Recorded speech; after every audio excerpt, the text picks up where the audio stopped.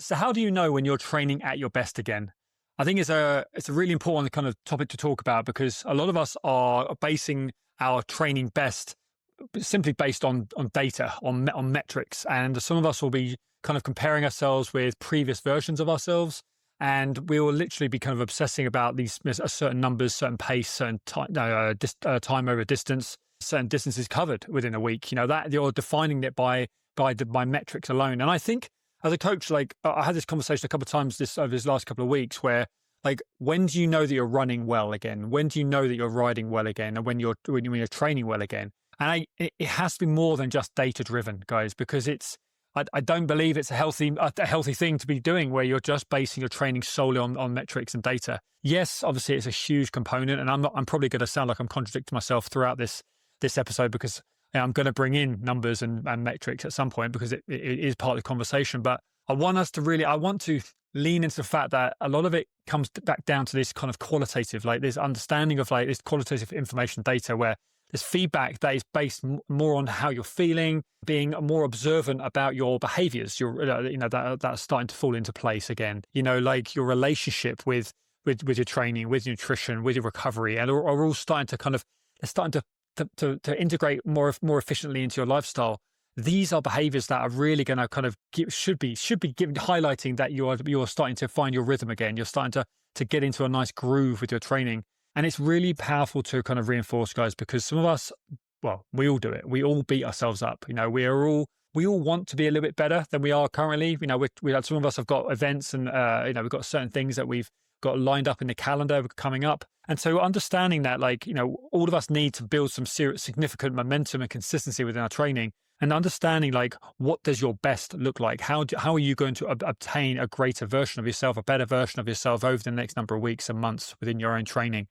And I'm gonna lean into more than just your endurance-based sessions. So, you know, if you're just obsessing about your running program right now or your multi-sport program right now, I'm gonna say that's not going to give you the comprehensive feedback that you deserve. Like, to understand, to just base your performances on just the data alone, it can be very cruel because it's gonna take time for you to get back to those paces, those distances, those speeds that you want to be kind of performing at. But along the way, you want to be kind of bolstering up your confidence, building more momentum within your own kind of within yourself, and you want to be getting the different types of feedback to kind of get coming back at you.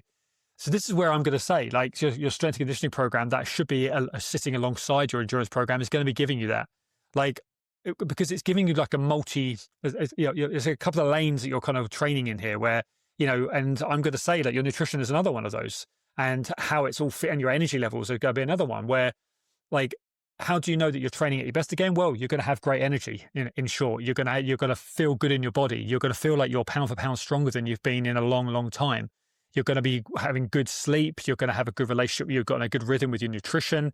You know, and then as obviously the obvious one is that you're going to feel like you're turning your legs over much, much more consistently. You're able to produce more consistent speed in those interval sessions. You're able to produce. You're able to hold better position and gait and cadence within your longer steady state efforts at the weekends, etc. These are all positive signs that you want to be leaning into. But to just be basing your performance, you're getting back to your training best just on your running sessions, your multi-sport sessions, your cycling sessions alone. Again, I'm going to reiterate it. It can be very cruel because you're not going to see the consistent positive feedback. Sometimes you're going to have very average days. You're going to have days when you just don't have it in the tank. You're going to have days when you feel like you should have had a better session than that. And it can be very demotivating. So to have other sessions within the week that you can get that positive feedback from, I'm saying it's going to be super important because psychology of training is super important. And as a coach, this is why I believe that the most powerful thing you can be doing is having more of a comprehensive approach. Those of you who don't have a consistent strength and conditioning program alongside your endurance program right now, you're missing out. Okay, you're missing out on some important feedback when you're coming back from an injury. Right, you're coming back from sometimes a pretty dark place. Like you haven't been able to train the way you want to. You're feeling out of deconditioned. You know that you've lost a lot of strength and conditioning in certain muscle groups, body parts.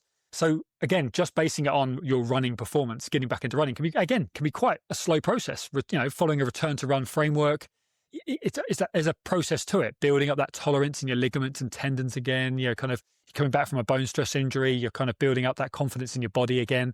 Where else could you be getting that confidence built from? Where can you be building, getting yourself back to your best again? In the gym, at home, in a commercial gym, doing your strength and conditioning work. Because, guys, the feedback you're getting is that you're going to start to notice that you're getting stronger in certain movements, okay? So it's not just your running performance. You can strip it back and go, right, my single leg strength, my core strength, my landing ability, my ability to jump and land on my legs again, my ability to do upper body strength training again. Like, there's so many different avenues that you can be kind of looking to kind of build confidence in. And I, as a coach, guys, I leverage the hell out of it. And because I work with a lot of people who have lost confidence in themselves because they've repeatedly been kind of disempowered because they've been trying to follow a running program that just isn't moving as quickly as they want to. They're not progressing as quickly as they want to. They're getting caught in a vicious cycle. They're kind of getting re-injured, re-niggles, etc. because they don't have these other areas of their training that they're focusing on. Strength and conditioning is a major component of this, where I'm going, right, yeah, running or riding or whatever we're doing, it's going to take time to build that volume back up. We need to be putting in quality work over the next 16 to 20 weeks. But where else can we be building confidence?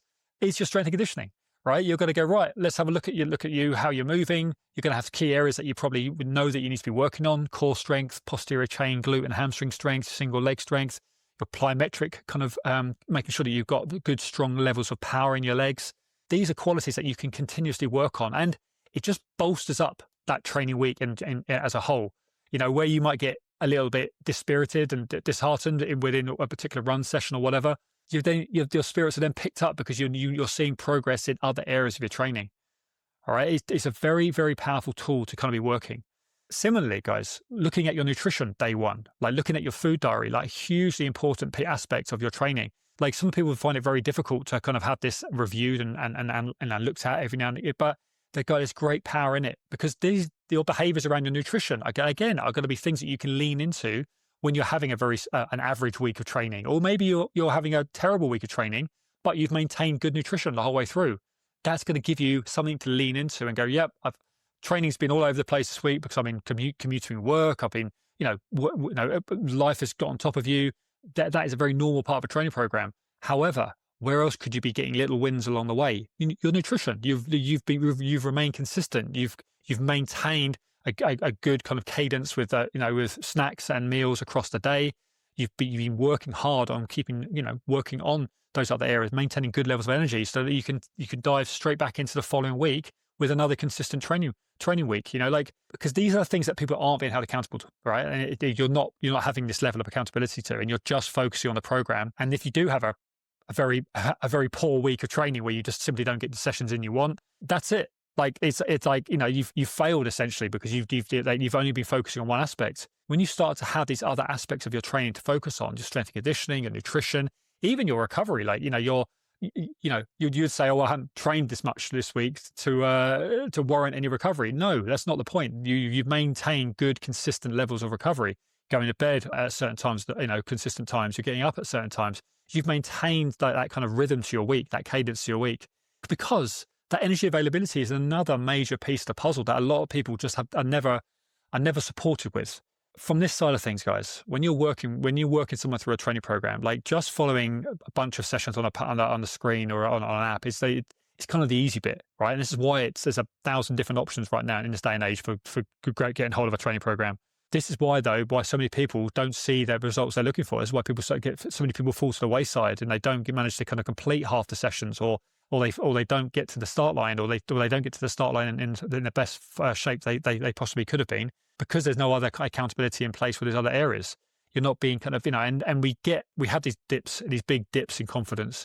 So having these other aspects that you can be held accountable to, but also you're being brought up, you're being held up with, I had multiple conversations throughout the week where, like, yes, certain sessions haven't gone well. Yes, we've had missed sessions, like, or there's slow progress being made with your running, with your riding, etc. But where are the other wins? Well, you've been winning in multiple different other areas. Your sleep's on point. You're managing your overall kind of stress in other areas of your training, your lifestyle. Your nutrition's been on point and it's getting better all the time. Your fueling behaviors are getting better. Your strength and conditioning, we've got multiple little wins all over the place within your strength and conditioning program because those 2 or 3 sessions in a week, you're seeing these nice little improvements in your single leg, your hamstring strength, your core strength. It just gives this wonderful little momentum that carries you through those kind of tougher weeks. So what I'm saying, guys, is when you want to get back to your best, it's multifactorial, and to just focus on the data, it's a much longer and more turbulent road. What I'm saying is, when you want to get back to your training best, think about these other variables that make you a consistent athlete. Or if you want to lead this active lifestyle, it's going to take more than just a bunch of training sessions. It's behavioral. It's going to and we consistently working on these other areas of your training, and it's just having this wider lens when it comes to your training, right? And because this is that long-term, more sustainable approach. Like, we're not just talking about 16 weeks doing an event and then be done with it. No, you're in it for the lifestyle. You're in it for like the long term. And so having these other areas that you can kind of really start to sort of like lean into in those moments of turbulence, or, of like when you do feel like you're getting a bit disheartened, you're not making the progress that you feel like you need to, look elsewhere within your program. Then if you don't have those other areas, get on top of them, start bringing them in, because again, these are major components of any successful training program. There's no one in this world that has consistent positive training weeks. All right. And the journey getting back to your best is always going to be multifactorial. There's multiple little things, multiple areas of your training lifestyle that are going to help define when you're back at your best. When you're back at your best, guys, you are going to feel empowered. You're going to have a level of energy within your training where you are able to you're ticking, a lot of your week is green, right? You're ticking those boxes. You're able to hit the volumes that you want to work at. There's a level of consistent training load that you can tolerate, but you've got good energy throughout the day. You have a good relationship with nutrition because you're fueling, you know what you need to be doing to maintain your energy output. You're snacking consistently, you're fueling consistently. Main meals have a nice macronutrient kind of density and spread to them. You're then also getting to bed on time. Like you're present in your training sessions. You know what you're looking to execute within those training sessions. You're in the latter half of your long runs. You're in the last couple of interval efforts of your kind of interval sessions, your hill reps, etc. You'll still have that energy to have presence of mind. You're still thinking about your mechanics. You're descending with confidence. Like, these are, I would say, are the factors you want to be leaning into. And this is when you start to really know your body's not injured. You're recovering quickly from these hard training sessions. You could put in these long weekends of training, and you're back in the gym, you're back running on the Monday morning. But this is all happening, guys. I can tell you, because this is exactly what half our SFE crew are kind of working through at the moment. As a coach, I have to spell this out weekly.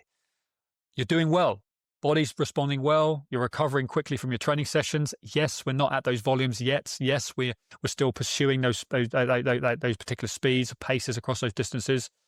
The power isn't there yet, but you're moving in the right direction. Your nutrition's improved. Your recovery's improved.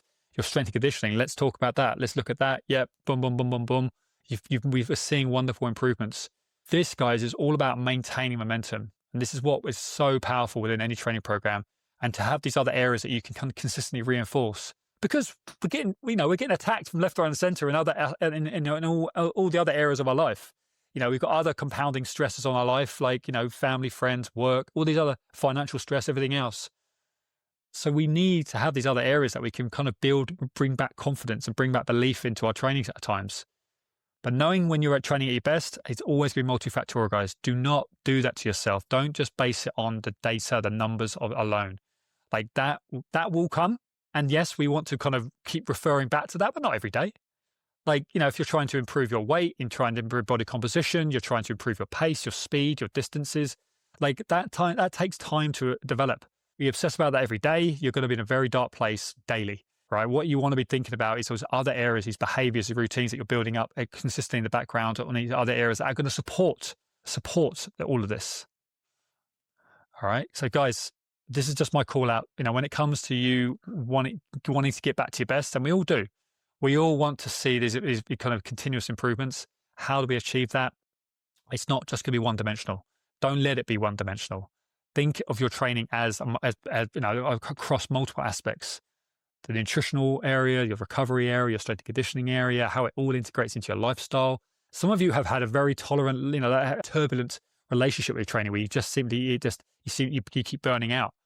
Great training back at your best is there's a wonderful synergy with your training lifestyle. Like everything's just you're in a flow state. And these are all great signs that you're training at your best again, guys.